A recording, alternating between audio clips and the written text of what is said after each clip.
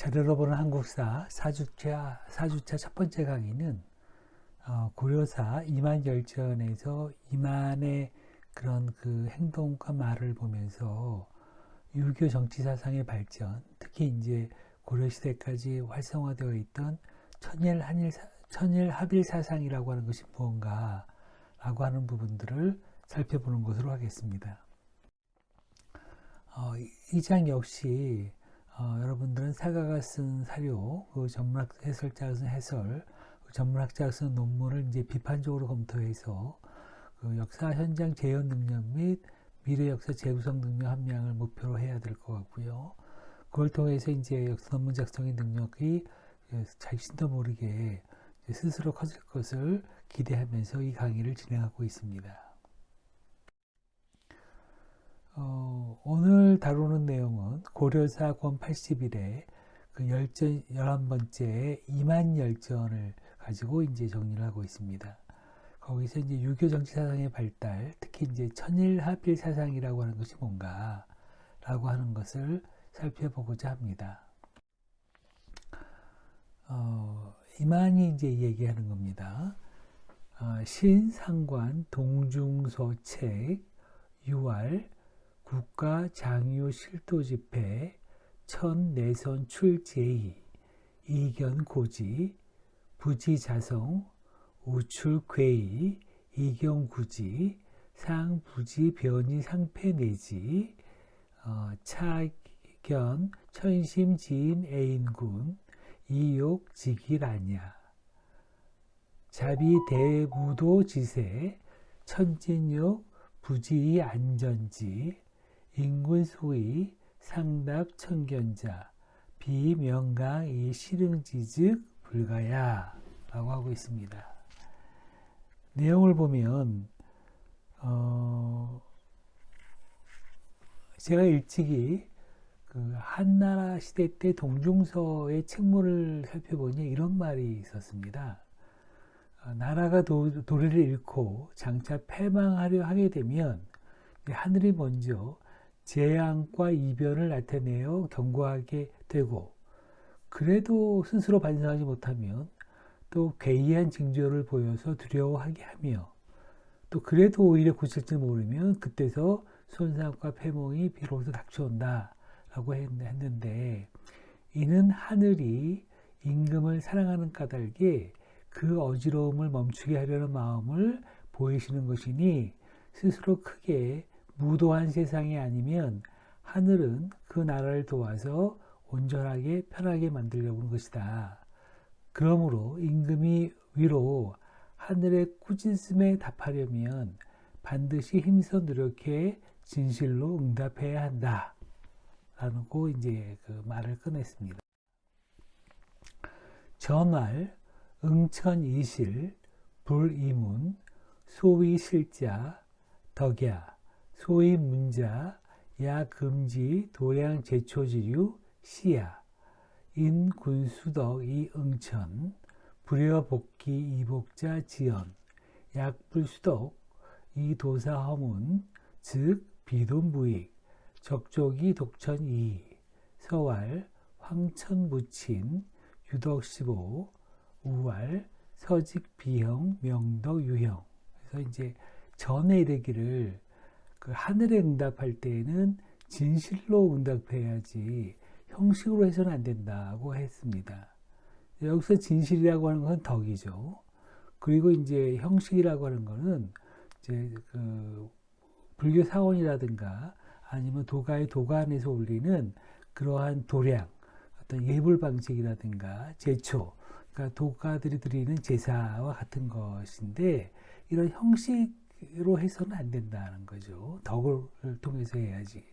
그래서 임금이 덕을 닦아서 하늘에 응답하면 복을 기다리지 않아도 복은 저절로 올 것이다 라고 했고 만약 덕을 닦지도 않고 다만 어때의 형식에만 매달린다면 즉 여기서 이제 불교에서는 도량을 계속하고 또 도가에서는 이제 제초 행사를 계속한다고 하게 되는 것은 그런 것은 이제 그 무익할 뿐만 아니라 오히려 그건 하늘을 보독할 것이다 이렇게 얘기를 했고요.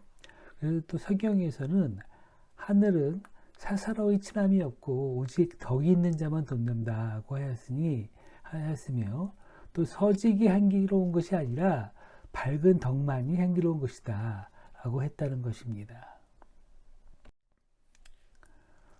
소위 덕자, 개타 구제, 제인군 용심, 여부 행사 이, 용심 선의 견제 행사자, 약 요, 순, 우, 탕, 주나라에서는 문왕, 무왕, 성왕, 강왕, 시야, 고 이룬이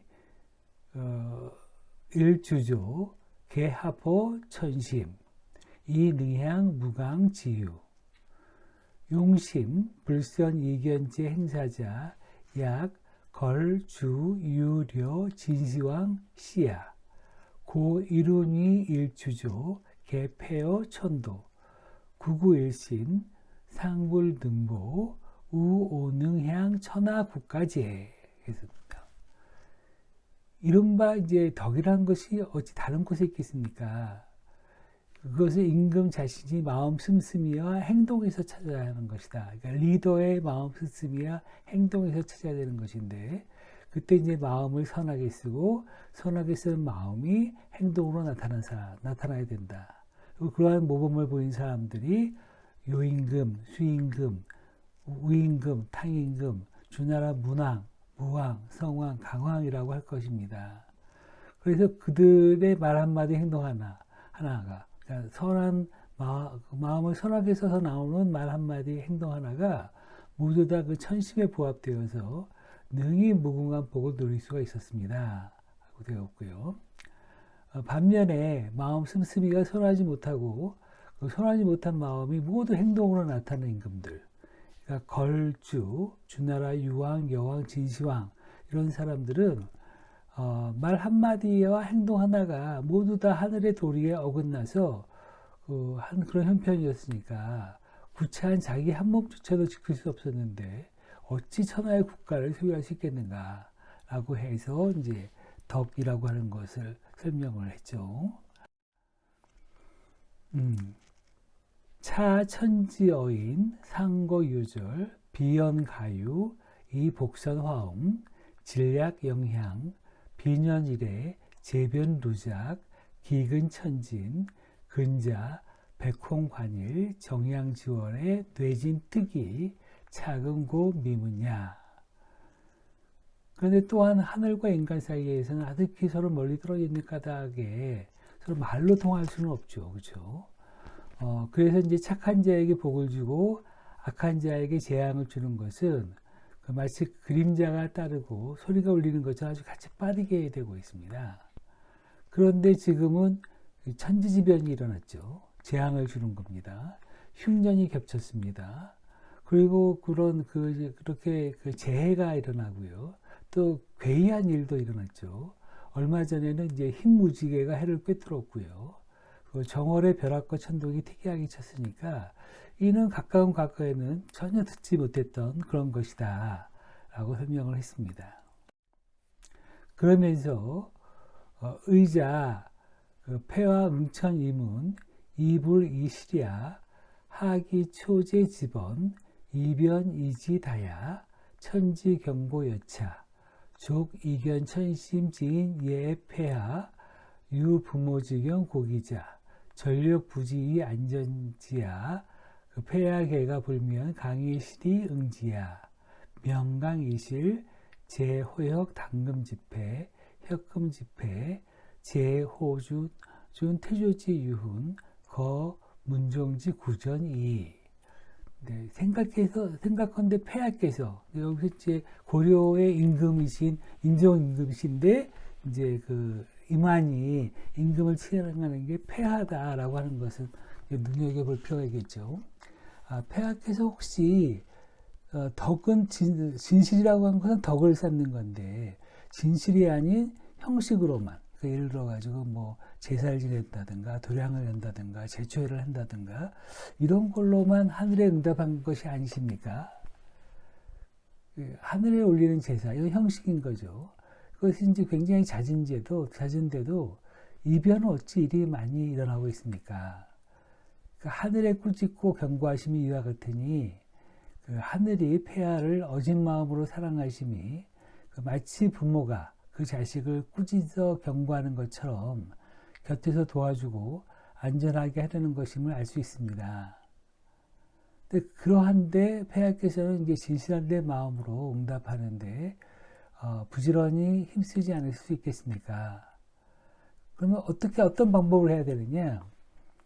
그 진실됨으로써 힘써 응답하려면 또 그걸 통해서 지금의 폐해를 혁파를 하려고 하게 된다고 하면 이를 위해서는 태조임금, 고려 태조 왕건께서 남기신 가르침을 따르고 그 문종임금의 옛 법전을 실행해야 되는 것이 그 폐하께서 할 일이지 딴 일이 있겠습니까? 그래서 여기서 이제 그 인종임금이 서경천도라든가 아니면 그 묘청을 따른다거나 또 지지한거나 이런 것에 대해서 이제 그 문제를 삼는 거죠. 그래서 이제 오히려 그 유학 관료자, 유자 관료들 입장에서 보면 그 태조께서 남기신 가르침이라든가 태조지 유훈이라든가 문종의 구전 이런 것을 따라야지만 그 문제가 해결되지 다른 방법을 모색해서는 문제가 해결될 수 없다. 그거는 마치 그 진실로 대답하는 게 아니라 형식으로 대답하는 거다.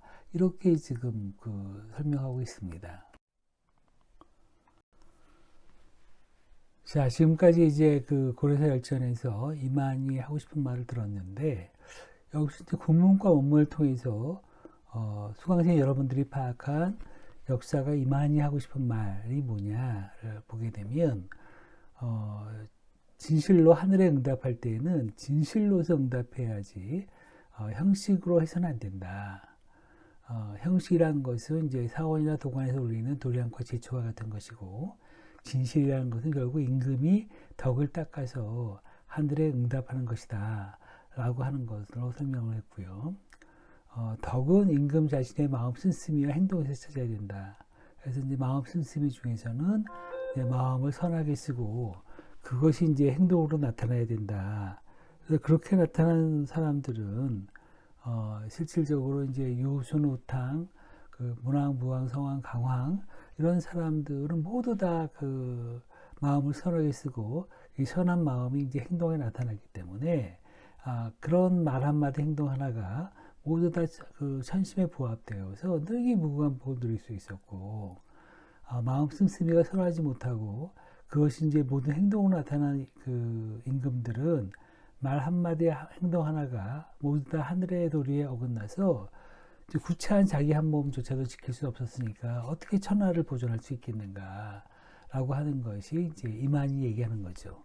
그래서 여기서 하늘과 임금, 그러니까 하늘의 대표와 그 인간의 대표 임금이 서로 이제 그 합일되어 있는 그런 생각들을 이제 보여주고 있는 거라고 볼 수 있습니다. 이러한 그 이만의 글을 보고 이제 그 전문학자가 해설을 했는데요. 이제 해설한 내용을 한번 쭉 살펴보도록 하겠습니다. 먼저 이제 거기서 이제 그 각자는 이제 천인합의설하고 풍수도참설이 이제 대립하고 있었는데 풍수도참설에 대해서 유자 관료들의 천인합의설이 어떤 내용인가라고 하는 것을 이제 잘 보여준다고 했는데 이 사료는 인종 당시에 이제 천재지변이 자주 일어나니까 이제 신하들에게 이거 어떻게 해야 되지라고 하는 대책을 묻는 조서를 내렸죠. 근데 그때 이제 송해에서 귀화해서 당시 이제 국자사업 지재고로 있던 이만희 이제 상소를 올렸는데요. 이 당시는 그 서경천도의 적극성을 띠던 인종이 소극적 입장으로 돌아서고 묘청의 난이 일어나기 직전이었습니다. 이제 서경천도에 대해서 관료들의 비판 목소리가 아주 높아질 때였는데 이 많은 상소에서 이 천재지변이라고 하는 현상은 그 잘못된 정치에 대한 하늘의 경고이다. 그러니까 인간이 잘못하면 하늘이 경고를 내린다. 근데 경고를 내렸을 때 왕은 스스로 반성하고 덕을 닦아서 착한 정치를 베풀어야 한다라고 하는 천일합일 사상을 주장해 왔습니다. 그러니까 하늘이 경고를 하게 되면 그 인간은 그 덕을 닦아서 하늘의 그 경고에 부합시키는 그런 것을 이제 설명한 것을 하늘과 인간이 하나가 된다라고 하는 천일합일 사상이죠. 그래서 그는 이제 유교 사상에 입각한 천일합일설을 통해서 풍수도참설에 기초해서 천재지변을 개경의 지덕이 소양한 탓으로 들려서 서경천덕을 추진했던 묘추형 등의 주장을 비판한 것이다. 이렇게 이제 해설자는 설명하고 있습니다. 그래서 이제 그 해설자가 보기에 이만의 상소문을 통해서 이제 천인할빌설의 특징을 한번 보자라고 하는 건데요. 이때 이제 첫 번째 특징은 자연현상에 대해서, 그러니까 천재지변이라고 하는 그 자연현상에 대해서 정치적 해석을 가미한 그 동중서의 천인합일설을 이만이 계승했다라고 하는 것을 이제 중요하게 봤습니다. 이만은 동중서의 이론을 이용해서 하늘이 임금을 사랑하기 때문에 크게 무도하지 않으면 그 제의를 통해서 경고하여서 깨닫고 고치도록 한다고 말하였는데요. 제의라고 하는 것은 아래 부분에 설명된 것처럼 재해와 괴이한 여러 현상으로서 상서로움의 반대 개념입니다. 그래서 제의는 군주의 행위에 대해서 하늘이 내린 경고라고 보고 이런 경고라고 본다고 하는 그런 제의서를 정리한 사람이 중국 한나라의 동중서였었습니다. 즉 군주가 실정을 하게 되면 하늘은 먼저 재해를 내려서 경고하고 재해로도 이제 그 반성하지 않을 때에는 이제 괴이한 사건들, 인간이 짐승을 낳는 등의 괴이한 현상을 발생시켜서 놀라게 하였으며, 그래도 반성하지 않을 때에는 이제 국가를 멸망시킨다라고 해서 그 군주의 그 천재지변이라고 하는 그런 현상은 군주의 그 나쁜 행동에 대한 하늘의 경고다라고 하는 것으로 설명을 해왔던 그런 거죠. 네, 이게 이제 제의인데, 이러한 그 제의설은 하늘을 자연 그 자체의 하늘이 아니라 그 만물을 주재하면서 스스로도 이제 의지를 가진 존재다라고 하늘을 보는 거죠. 그래서 이제 국가와 임금 그리고 하늘의 관계에 대한 그 정치 운영 원리를 하늘과 인, 사람, 군주가 서로 합일화됐다라고 하는 그런 정치 운영 원리를 구체화시킨 주장이 천일합일설이다. 이렇게 설명하고 있고요. 즉 하늘은 스스로 의지를 가지고 정치의 선악에 대해서 천문이나 자연현상을 통해서 하늘의 의지를 표현하는 거기 때문에 이 제의가 일어나게 되면 이제 하늘의 뜻을 받들어서 정치해야 되는 임금의 덕과 선정 여하에 따라서 이제 제의는 달라질 수 있겠다. 이렇게 보는 겁니다. 이러한 천일합일 사상에 기초한 천문관은 이제 한대 동중서에 의해서 이제 유교 정치 이념의 중요한 국면으로 정립되었고요. 근데 후대 중국뿐만 아니라 이제 우리나라에도 깊은 영향을 끼쳤는데, 이런 천일합일 사상은 이제 동중서가 이제 정립을 하기 시작했는데, 그 이전부터 천일합일 사상도 있긴 있었지만, 이것보다 확충되고 보편적인 계기가 된 거는 아마 그 동중서가 한대에 와서 유교를 이제 지배적 국가 사상으로 이제 만들기 시작하면서 보다 그 널리 알려지게 되고 신뢰하게 된 그런 사상이다라고 할 수 있겠습니다. 또 우리나라에서도 그러니까 천일합일 사상은 삼국 이전부터 중국에서 수용되었죠.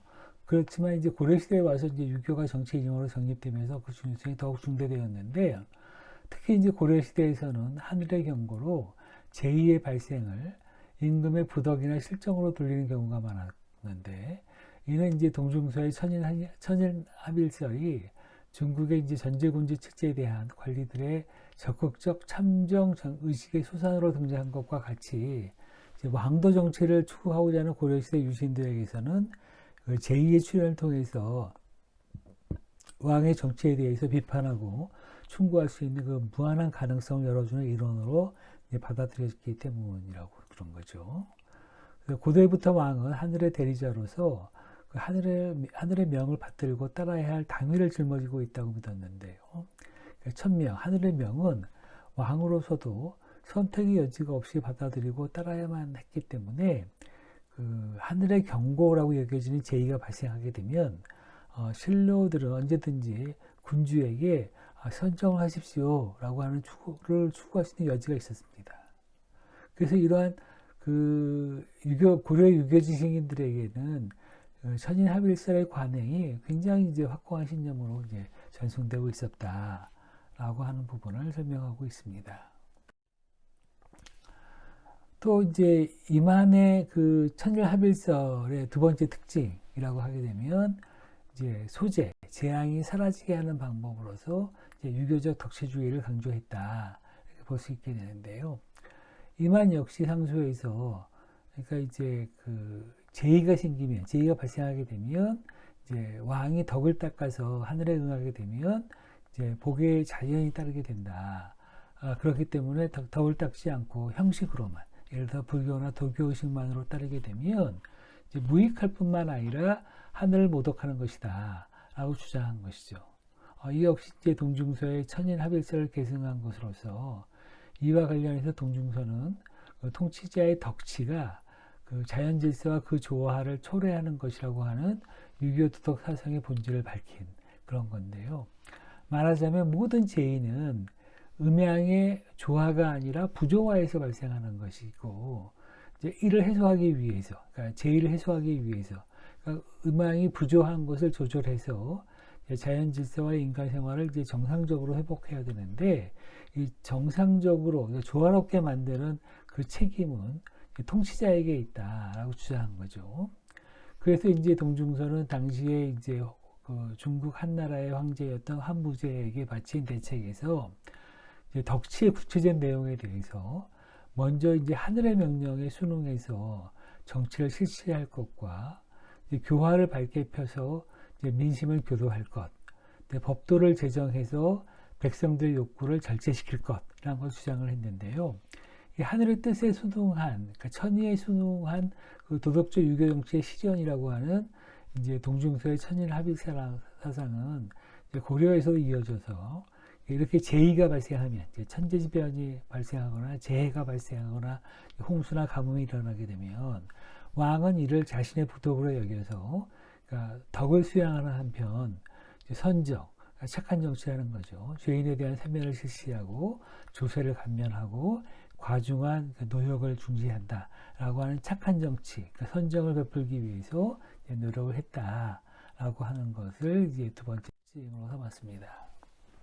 그리고 이제 세 번째 특징으로서 이렇게 이제 재해가 발생했을 때 이제 재해를 분리지는 방법, 또 혹은 덕을 쌓기 위한 구체적 방법이 뭐냐라고 하게 되게 되면 그거는 이제 그 앞선 선왕의 도를 이제 따라야 된다라고 이제 설명을 하고 있는데 가령 이제 이만한 상소에서 천재지변이 일어나거나 재해가 일어나거나 괴이한 현상이 일어났을 때 그럴 때 이제 하늘에 답하는 방식은 불교의 법회나 도교의 제사와 같은 형식적인 것이 아니라 이제 덕으로서 응해야 된다라고 하게 되면 그 설명을 했고 덕으로 응하려고 한다고 한다면 이게 착한 정치를 베풀어야 되는데 그거는 현실의 패단을 개혁해야 된다라고 하는 것을 설명했는데 그 개혁을 한다고 하는 방법은 누구를 어떻게 하면 되느냐? 이미 그 고려 태조 왕건의 유훈 아니면 또 그 앞에 선대왕이었던 문종 임금의 이 법전에서 찾아야 된다고 지적을 했습니다. 그러니까 여기서 이렇게 보게 된다면 이제 고려시대 왕이 덕을 닦는 가장 일반적인 것은 유교 정치 이해를 통해서였는데 이런 특히 이제 그런 방법들 중에 하나가 이제 앞선 군주들을 임금들의 그 좋은 정책들을 따르는 것 이것이다 이렇게 설명을 한 겁니다. 물론 이거 좋은 정책이라고 하는 거는 이 당시에 이제 그 유가들의 생각이었겠죠. 또 이러한 유교 정치 사상 가운데 왕의 정치를 위한 것으로 가장 많이 인용되는 것이 이제 서경이라고 하는 책의 무일편, 또 홍범 이런 내용이고 얘기에는 원령이라는 게 있었죠. 근데 이제 원령, 그러니까 달마다 어떻게 해야 될 것인가라고 하는 것은 현실적인 이제 정치 강령이었기 때문에 보다 쉽게 접근할 수 있었는데, 근데 서경의 무일편이나 홍범 등은 아주 굉장히 그 고난도의 그 정치 철학적 요소가 그 요소를 아주 간단한 문장으로 설명한 거여서 이해하기가 굉장히 어려운 측면도 있었죠. 그래서 이제 그렇게 그 덕을 닦는 방법이 가령 원령을 잘 지키는 것이다. 이걸 할 수 있겠다 했는데 그 대신에 이제 서경의 무일패이나 혼범을 따르는 것이다.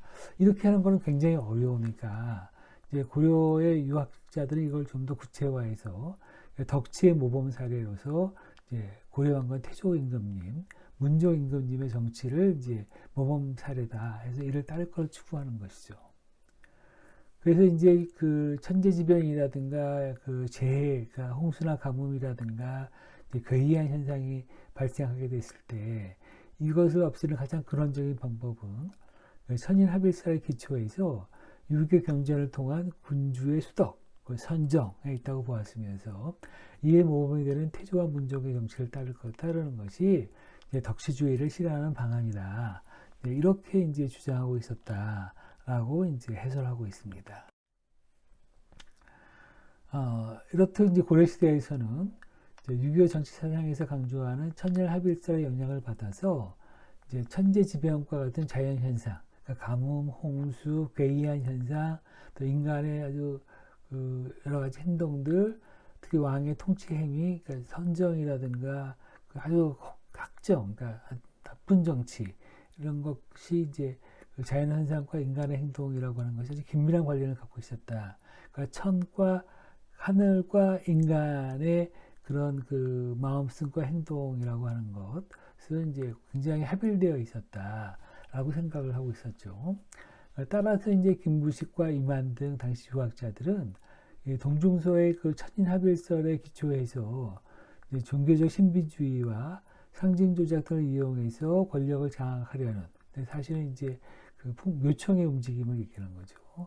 강하게 비판하고 그 왕에게 유교의 덕시주의 사상에 입각한 왕도 정치를 추구한 것을 촉구했다. 즉 유교적 왕도 정치론은 고려 전기 여러 이론의 전개와 함께 한층 심화되었으며 이것은 이제 고려시대 그 유교 정치 사상이 이전보다 한 단계 발전한 모습을 보여주는 것이다라고 해설자는 해설을 하고 있습니다. 요컨대 그 이만의 요 사료는 그 천재지변이나 홍수 가뭄과 같은 자연 현상을 정치적으로 설명하는 천일합일 사상이 고려시대의 실제 정치 상황에서 전개되는 그 양상을 보여줌으로써 고려시대 유교 정치 사상의 성격과 유교 정치 사상이 현실 정치에 어떻게 반영됐는가를 보여주는 상당히 의미 있는 재료다라고 해설을 하고 있습니다. 이런 전문학자의 해설을 보게 되게 되면 결국 내용이 요약되는 게 그런 거죠. 이럴 때 그 서경천도설과 개경으로 이제 유지하자고 하는 그 양극단의, 그러니까 유학자들하고 불교 세력들, 또 유학자 중에서 일부 또 서경천도에 동의했던 사람들, 이런 사람들이 서로 대립하고 있는 것에 대해서, 즉 거기에 대해서, 예를 들어서 이만은 유교 사상에 입각한 천일합일설을 통해서 풍수 도참설의 기초에서 천재지변을 개경의 지덕이 쇠양한 탓으로 돌리고 오히려 이제 그것 때문에 서경천도를 주장했던 풍수 도참설에 의해서 서경천도를 주장했던 묘청의 주장을 비판하기 위해서 유교 사상에 입각한 천인합일설을 주장한 것이다 라고 설명했는데, 이러한 이만의 천인합일설은 이제 동중서의 천인합일설을 계승한 것이고, 이제 재앙이 사라지게 하는 방법으로 이제 유교적 덕시주의를 강조했고, 이제 그 재앙이 사라지거나 덕을 쌓기 위한 구체적 방법으로서 이제 유교적 덕시주의라고 하는 것을 설명하기 어려우니까 태조 임금님과 문종 임금님의 등 그 선왕의 도를 따를 것으로 제시함으로써 아마 그 이만 시대 때, 인종 임금 시대 때 유학자 관료들이 이제 어떻게 이제 행동하고 정책을 제시했는가라고 하는 것을 보여주고 있다라고 하는 것이 이제 해설자의 해설이고, 여러분들은 이제 그 사가의 설명하고 역사학자의 해설을 통해 가지고 이제 이 당시 천인합일설이라고 하는 것이 왜 등장을 했고, 이 천인합일설이 풍수도참설과 어떻게 대립하고 있었는가를 잘 이해할 수 있게 되었지 않겠습니까? 네. 그러면서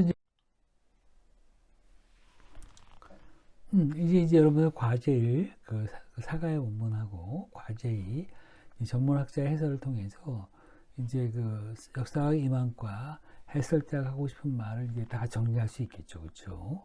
이 정리된 것을 이제 기초로 해서 이 정도의 지식만 가지고 이제 여러분들이 그 옆에 친구들이라든가 아니면 여러분들과 다른 생각을 했던 이제 인접 학문을 하는 사람들한테 설명해주고 했을 때 조금 이게 좀 부족하다라고 했을 경우에서는 어떻게 한다고 그랬죠? 이럴 때는 이제 전문학자들의 전문 논문을 보고 논문에서 인용된 내용들을 근거로 해서 여러분들의 그 리더십을 이제 행사를 해야 될 것 같은데, 여기에 대한 참고 문헌들은 이제 굉장히 어려운 논문들이 많아서 이 논문을 그대로 봐서는 안 되겠다 이렇게 생각을 해서요. 이제 우선 여러분들한테 그 한국민족문화 대백과 사전에 있는 천일합일사상, 여러분들은 뭐 네이버라든가 그 다음을 보면 금방 찾을 수 있는데 사전적으로 어떻게 정의되었느냐를 먼저 보고 이 사전적 정의와 그 논문의 관계도 어떻게 됐는가라고 설명해야 될 것 같은데, 여러분들이 이제 그 10학년까지 이제 고등학교 1학년 때까지는 사전적 지식이라든가 교과서적 지식이 진리였죠, 그렇죠? 근데 이제 그 대학생이 되면 고등학교 고학년들이나 대학생이 되게 되면 사전의 생각도 바꿀 수 있습니다. 어떻게 바꾸죠? 그러니까 사가의 사료나 전문학자의 논문에 의해 가지고 그 내용이 바뀔 수 있는 겁니다. 그래서 이제 사전적 지식이라고 하는 것도 그 절대 그 바뀔 수 없는 그런 진리가 아니고요.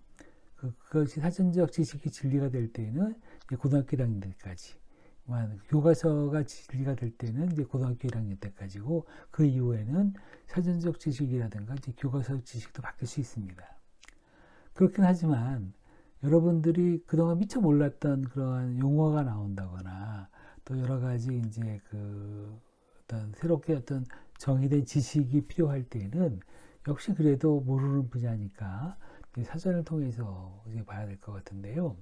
사전에는 이제 천일합일 사상이 어떻게 나와 있느냐라고 하게 되게 되면, 그러니까 천성, 그러니까 그 하늘의 그 본성하고 인성, 그 사람의 본성이 어떤 관계에 있느냐라고 하는 건데, 특히 이제 중용이라고 하는 책에서 인성, 사람의 본성이라는 게 뭐냐라고 하는 것은 그 천명, 하늘이 명령한 것과 그 동일한 것이다. 그러니까 하늘이 명령한 것을 잘 읽어서 이것이 나한테 경고냐, 격려냐, 이걸 따져가지고 이제 바뀌어 나가는 것인데, 이렇게 이제 자기의 본성을, 하늘의 뜻을 잘 읽으려고 하게 된다면, 자기가 이제 성장하면서 가졌던 오염된 것을 없애고, 태어날 때 가졌던 그러한 아주 순수하고 깨끗한, 그러니까 하늘의 뜻을 바로 보여준 그런 것을 이제 잘 보여주는, 잘 살려가지고, 이제 천명을 귀를 기울이는 그런 자세가 필요하다라고 하는 것으로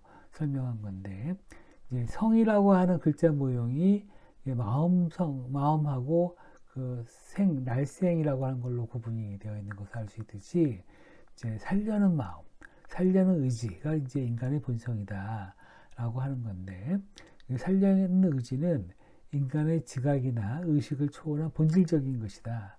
그래서 이제 그 의식하지 못하고 지각하지 못했을 때라도, 그러니까 가령 이제 그 깊은 잠에 들었을 때에도 이제 심장을 움직이고 호흡을 뛰게 하는 것이 이제 그런 자인 건데, 이런 것처럼 인간 존재의 본질로서의 그런 본성이라고 하는 것은 이제 한 개인에게만 국한되는 것이 아니라 모든 사람에게 공통적으로 있는 동일한 것이다. 그리고 이제 이것은 인간뿐만 아니라 만물에 내재되어 있는 그 생명, 그러니까 삶과 본질적으로 동일한 것이다.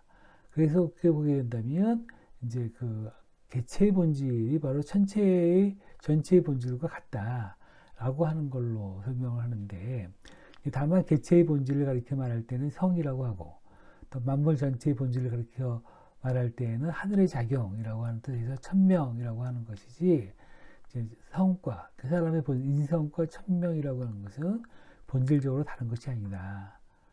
그러므로서 인간은 개체적 존재이면서 본질적으로 전체적 존재이며 그러한 의미에서 사람과 하늘과 사람은 합일체다.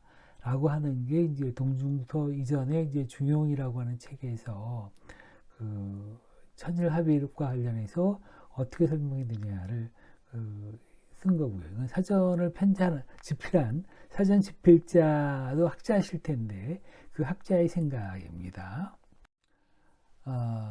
이제 거기에 대해서 이제 어떻게 하게 되면 우리가 아주 본성에 가깝게 할 수 있겠느냐라고 하는 것을 보게 되면 인간이 이제 성장하면서 감각기관이 이제 발달하게 되죠. 그리고 이제 이 감각기관은 이제 육체를 중심으로 해서 남과 나를 이제 구별하는 쪽으로 작용하게 되면서 점차 이제 인간이 이게 전체적 존재로서 본질을 잃게 되죠. 그렇죠?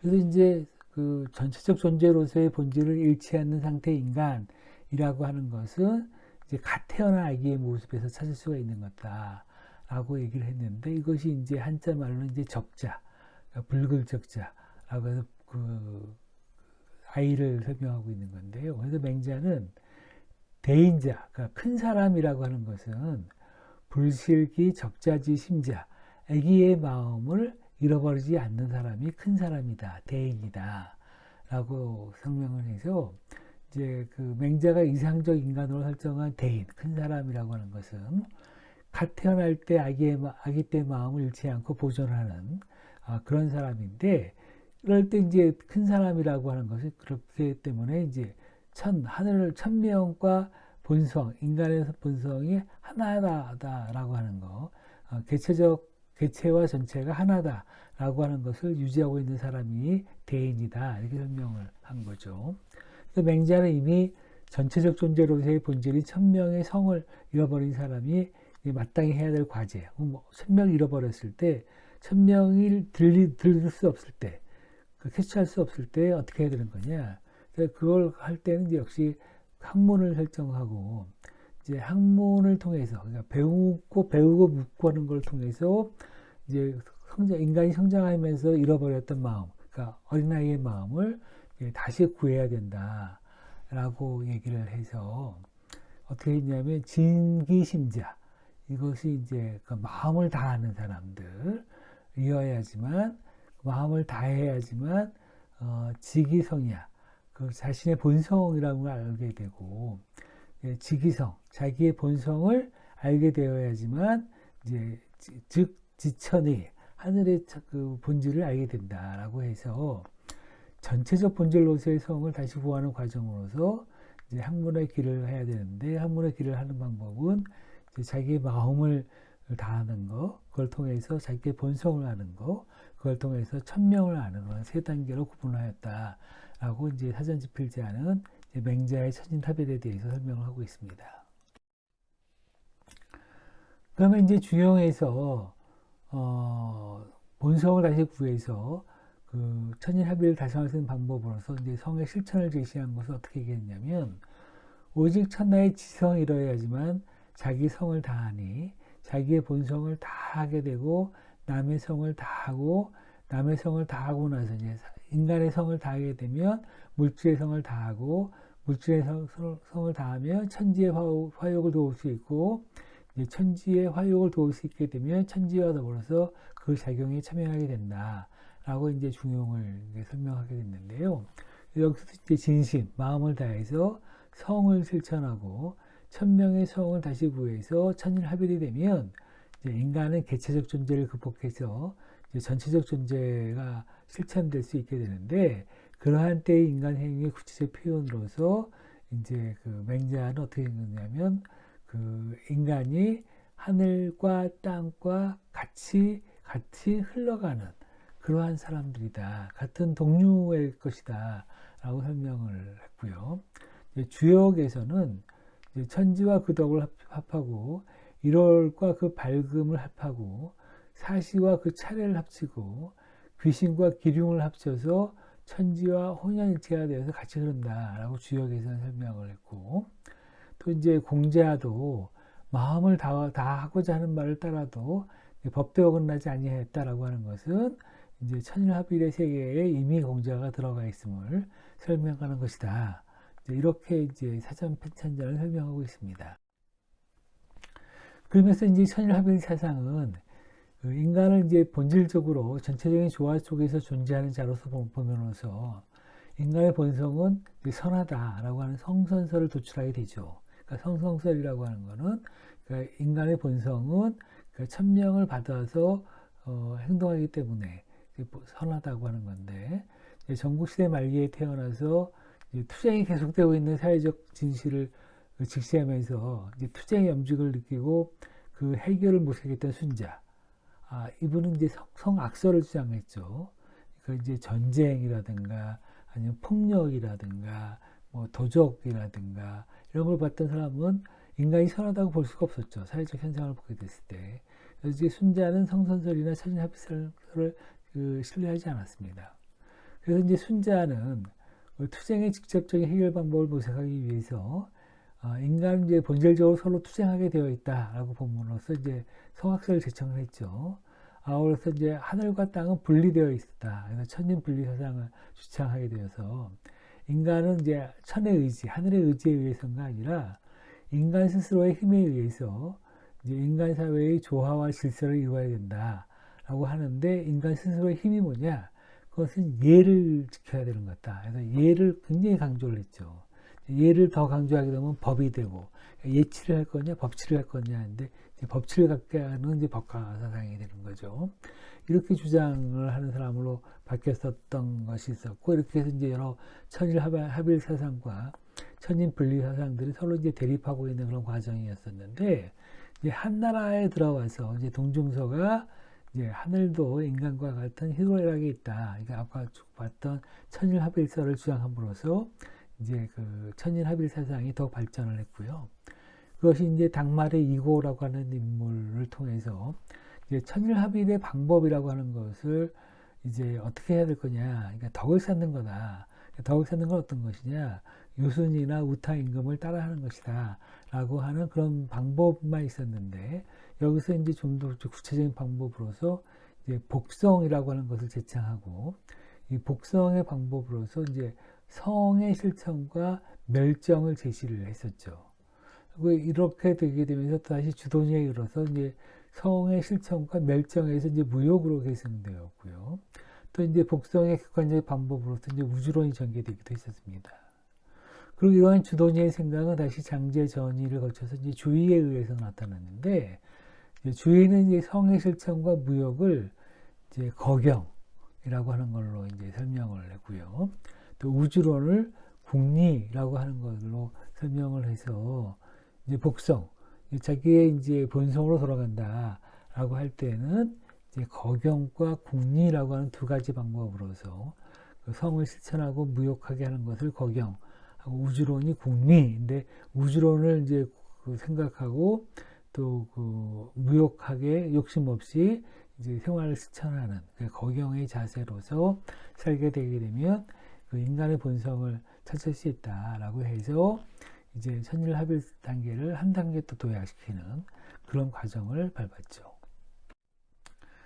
근데 이제 그 한국에서는 이제 천일합일보다 이제 좀 더 다른 그런 생각들을 갖고 들어왔는데, 거기서 그래서 이제 궁리보다는 이제 거경을 주로 강조를 했었는데, 이 거경, 그러니까 궁리라고 하는 건 우주론이라고 얘기를 했죠. 그리고 거경이라는 것은 성의 실천과 실천론을 얘기했는데, 그 천인무관 사상은 이제 천일합일 사상이라고 하는 것이 천과 인이 이제 분리되어 있다가 다시 합일된다. 그래서 분리되는 과정에서 이제 상서로움도 보여주고, 상서로움도 있고, 이제 제의도 있고, 이런 식으로 이제 분리되어 있다가 인간이 덕을 쌓게 되게 되면 이제 그 상서에 따라서도 이제 천호에 결합하고 또 제의들 극복해서 이제 천과 합일되는 그런 과정이 있다는 것이 되고 있다고 하면, 그 천인무관이라고 하는 것은 그 하늘과 인간이 애당초 간격이 없이 하나라고 하는 의미입니다.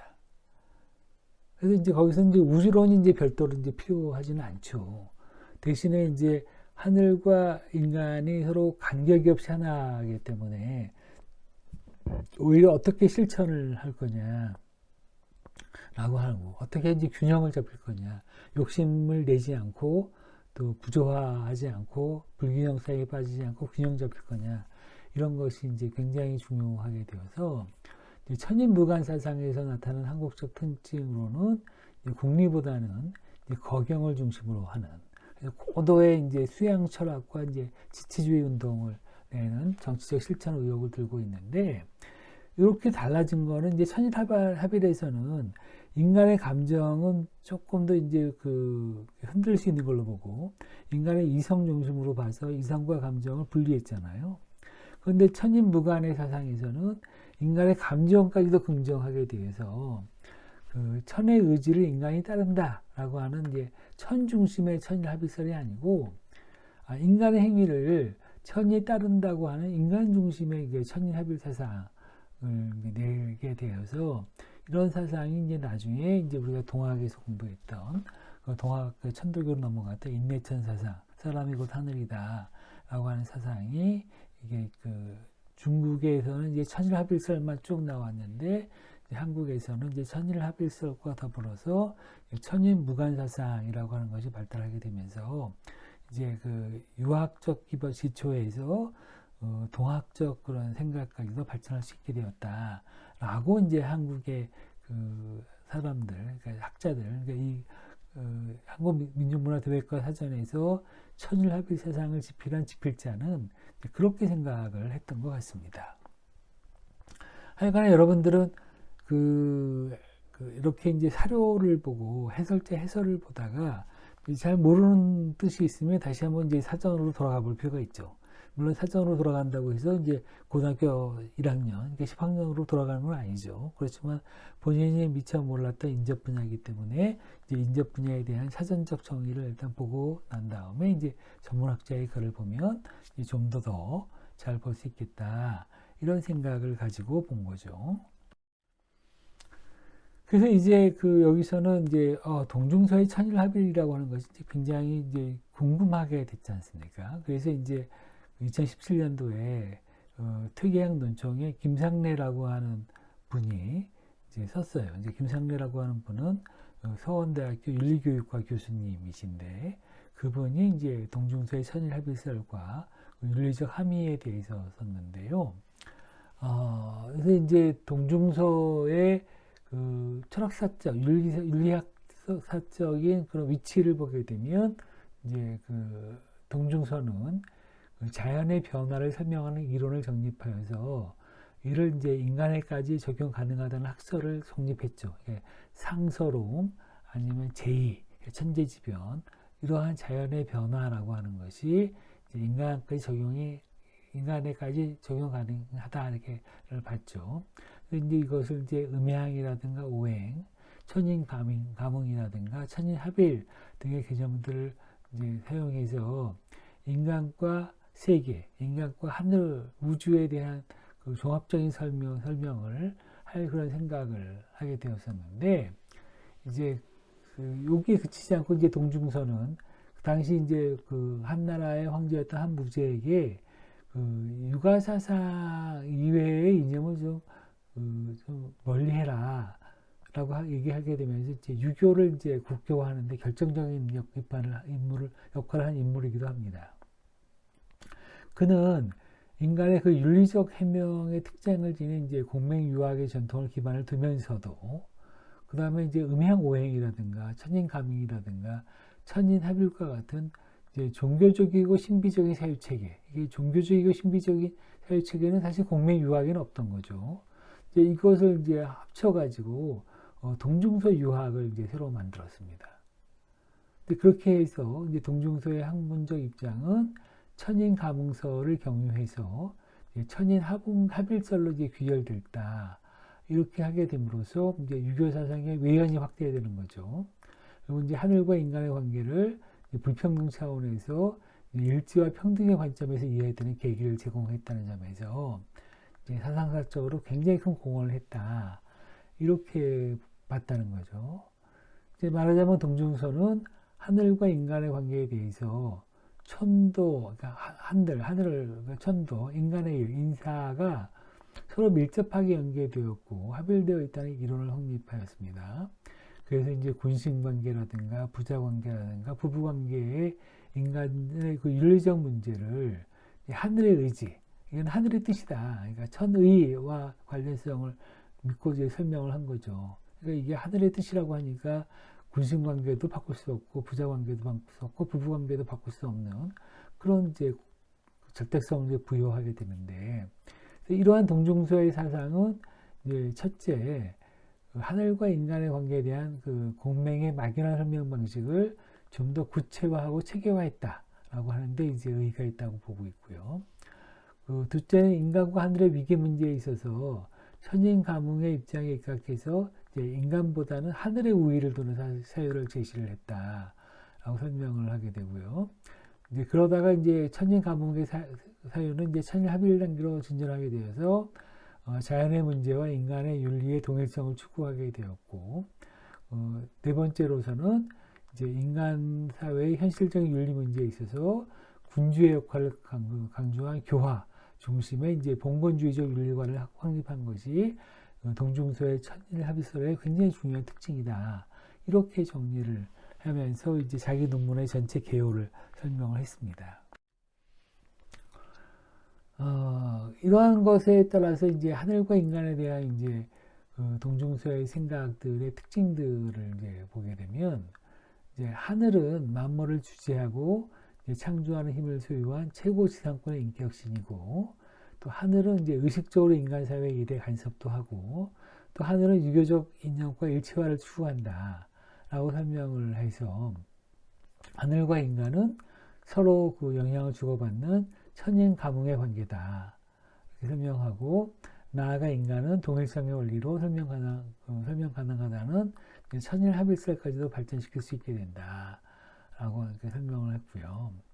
또 그 동중서의 사상 체계는 유학의 그 전통적 용어로 표현하게 되면 인도와 천도의 연계와 동일성이라고 하는 두 개념을 중심으로 구축되었고, 하늘과 인간의 관계의 문제를 해명하는 데 있어서 일단 천도 중심의 인간관과 윤리관을 핵심으로 하고 있다. 이렇게 이제 볼 수 있다는 거고요. 또 이제 그 동중서는 천인 가문, 나아가서 이제 천일 합일 사상을 확립해서 하늘과 인간의 관계에 대한 문제를 이론적으로 분명하게 이제 설명하는 방식을 제시한 거죠. 천인 가문이란 하늘과 인간의 관계에 있어서 하늘은 인간의 모든 행위와 일에 영향을 미치고, 인간의 행위는 하늘에 전달되는 것으로서 하늘과 인간의 그 존재는 서로 느끼고 서로 대응하는, 그래서 천인 가문이라고 느끼고 대응하는, 가문하는 그런 관계에 있다. 이렇게 설명을 했고요. 또 이제 이렇게 가문의 단계에 머무는 게 아니라 점차 이제 합일의 단계까지 천지가 천인이 합일하는 그런 과정, 가문의 단계를 넘어서 합일하는 단계까지 올라가게 되는데, 천인 가문 단계에서는 이제 주체가 하늘이고 인간은 이제 하늘의 명령을 받는 존재, 그러니까 천명을 받는 존재로서 굉장히 불평등한 관계인데, 이제 동중서는 이렇게 천인 가문 단계에서 좀 더 이제 비약해서 발전해서 불평등이 아닌 상호 대등 관계로서 이제 하늘과 인간의 위치를 이제 정립하기 위해서 천인 가문이라고 하는 설명 방식에서 한 걸음 더 나가서 인간과 하늘의 동일성을 주장하는 천일합일의 논리를 제시하게 되었다.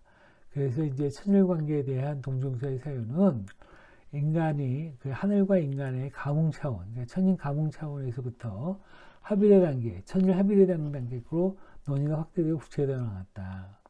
그리고 이제 동중서는 세계를 이제 세 차원으로 구분했죠. 그러니까 하늘, 땅, 인간으로 구분했는데, 세계는 이제 하늘, 땅, 인간의 세 가지 재료, 요소로 이제 구성되어 있다는 것이죠. 이제 그에 의하면, 이제 동중서에 의하면 인간은 하늘의 명령을 받아서, 천명을 받아서 땅의 영역에서 삶을 영위해가는 존재이다. 그리고 이제 인간은 모든 존재자들 중에서 가장 고귀한 존재인데, 왜 가장 고귀한 존재라고 하느냐? 그 이유는 하늘이 인간에게만 특별히 하늘의 의지를 명령을 통해서 전달하고 윤리 도덕적인 사회를 구성하도록 위임했기 때문이다. 이렇게 설명을 하고 있습니다.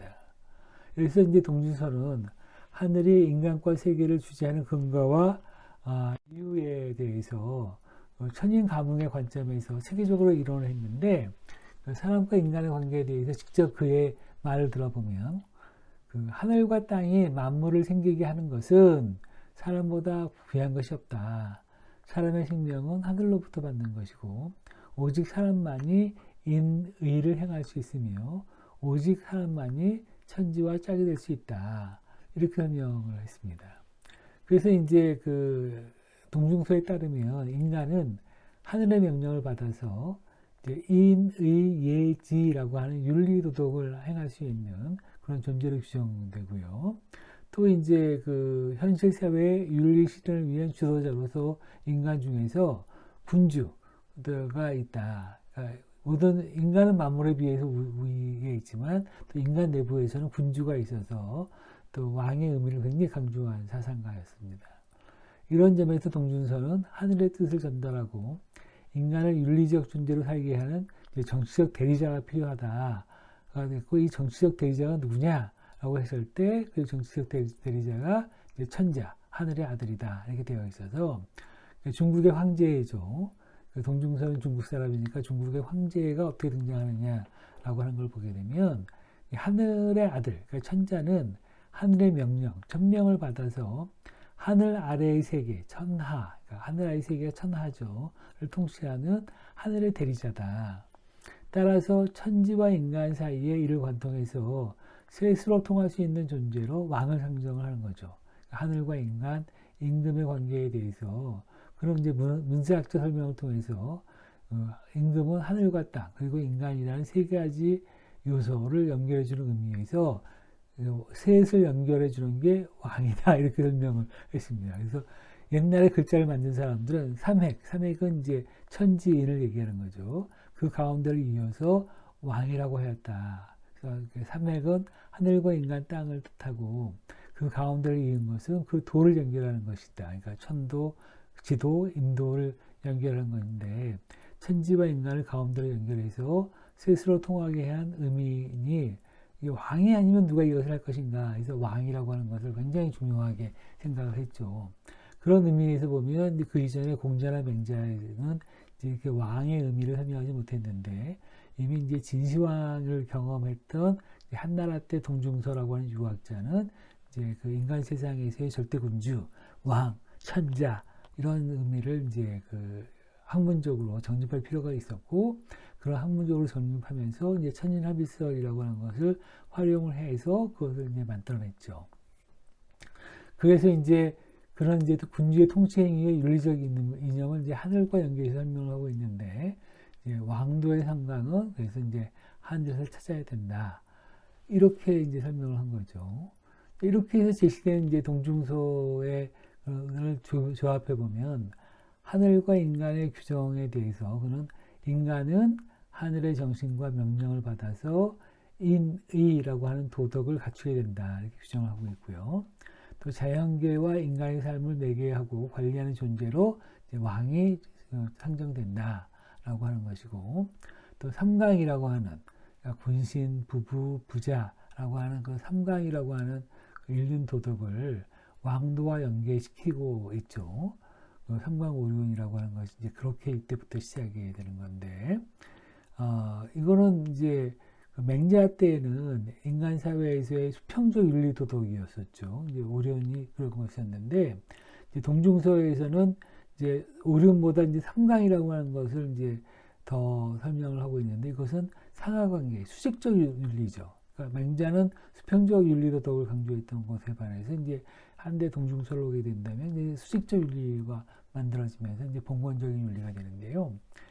이와 같이 이제 하늘과 인간에 대한 규정을 근거로 동중서는 천인 관계에 대해서 천인은 합해서 하늘과 사람은 합해서 하나가 된다. 합일된다는 거죠.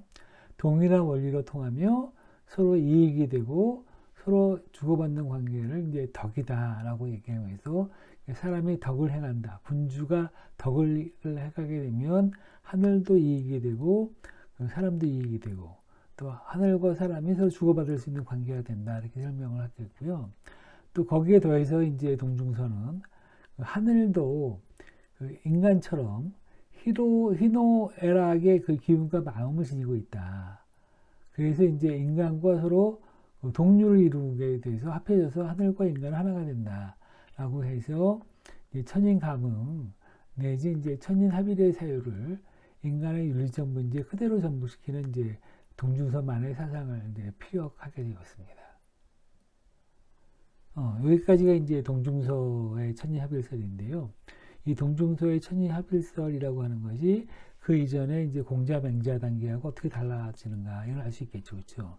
맹자나 공자나 맹자 단계 때는 이제 주로 수평적 인간관계를 중심으로 해서 유학 사상을 펼쳤는데 동중서 유학에 들어오게 된다면 이제 수직적 그런 유학 사상들을 이제 만들어서 그것을 이제 봉건 사회를 계속 이끌어가는 그런 사상으로 만들어진 측면이 있었고, 이런 사상 중에 이제 일부가 이제 고려 사회까지 계승이 되어 나가게 되면서 인종 때 묘청과 김부식이 대결해가는 과정에 있을 때 묘청이 이제 풍수도참을 가지고 설명했다고 한다면 이제 김부식, 임한 같은 사람들은 이제 천인가붕설을 이용해 가지고 그 양자의 이제 그 논리적, 철학적 대결을 꾀했던 그런 사실들을 잘 보여줄 수 있습니다. 이렇게 본다면 여러분들이 이제 대학에 들어가서 자료를 보는 한국사에서 이제 유학이라고 하는 것이 고려 중기 때 그 어떻게 작동하고 있는가라고 하는 것을 천인합일설이라고 하는 걸로 잘 이해를 했을 거라고 믿습니다. 이렇게 이제 정리를 해 나가게 된다고 하면 여러분들도 이제 그 멀게만 느껴졌던 고려 시대 때 유학자, 유교라고 하는 것이 무엇인지를 이제 천인합일을 통해서 한 그 축을 한 부분을 이제 보게 된 것이 아닌가 이렇게 생각을 하고 있습니다. 아이고 오랜 시간 동안에 그 고려 시대 때 유학 정치 사상의 발달, 그걸 특히 이제 천인합일설을 중심으로 공부를 했는데요. 이렇게 이제 하나씩 공부해 나가다 보면 여러분들은 이제 굉장히 많은 생각들을 이제 사료와 전문학자들의 해설과 전문학자들의 논문을 통해서 여러분들의 필요한 지식들을 축적해 나갈 수 있겠고요.